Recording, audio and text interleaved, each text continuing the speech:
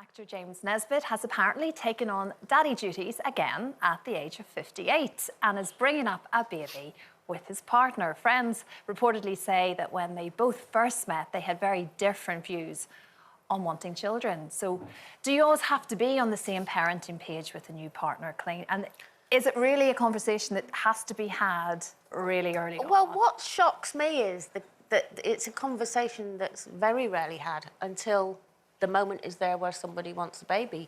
Like, I've had so many letters, you know, sent in to me, and people have been together years and they've got married, and then all of a sudden they've had the conversation and one of them doesn't want children. And it always shocks me about, why would you not have that? I mean, surely that's the conversation you have almost, not immediately, like, do you want a drink? Oh, no, I'd rather a baby. But not far off. Not far off, especially with me. Yeah, I think it's definitely a conversation that people should have more of, because I do think you have to be on the same page. Yeah. You know, it can create a huge divide. I mean, if you're passionate on both sides of the argument, it's very difficult. Yeah. When I first met Ray, I was like 35, I think, when I met him, and I obviously had my two sons from Shane, and I didn't even think I'd meet anyone else.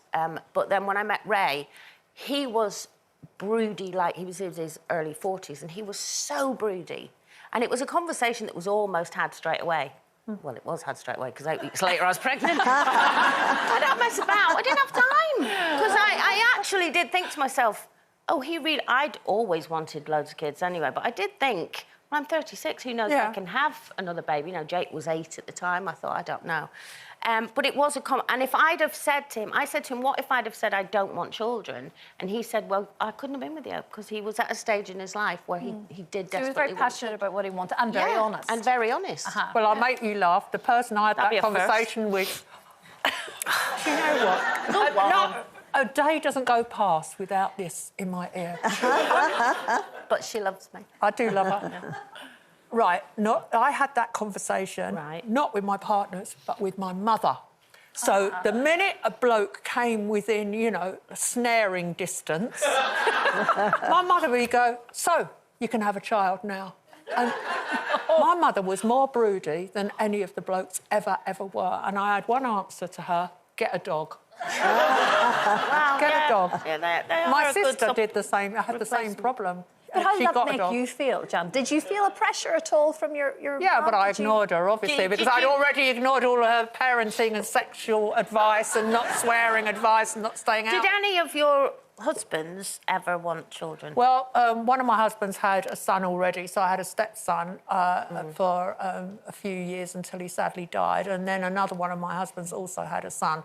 So I did have my experience of being a step-parent, which was challenging in its own ways. And I suppose they mentioned it, but I would always turn around and say back to them, who's going to be looking after this new item on our agenda?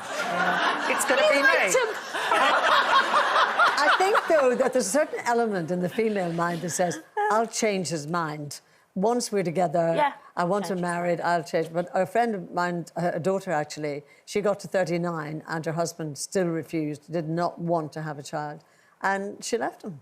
Yeah. Because she wanted a baby. Yeah, don't blame her. So that gets strong, you know.